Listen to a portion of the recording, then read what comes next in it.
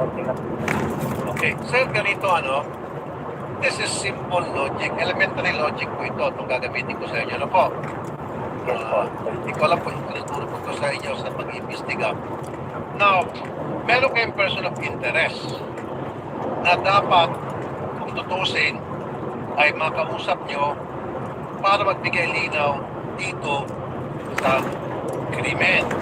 Hindi sila suspect hindi sila pinagpipintangan.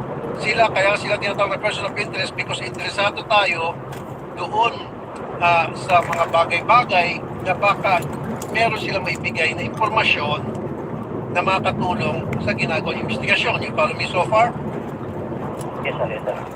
Now, itong person of interest, all of a sudden, ay nagtatago na at ito pang dagdag, sabi nyo, i-blinak na sa kanilang social media accounts o social media accounts nila ang lahat at hindi na ma-access yung kanilang mga accounts. Tama?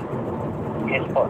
Now, i-1 plus 1 mo yan, kung ako tatanungin mo from person of interest, they could be positive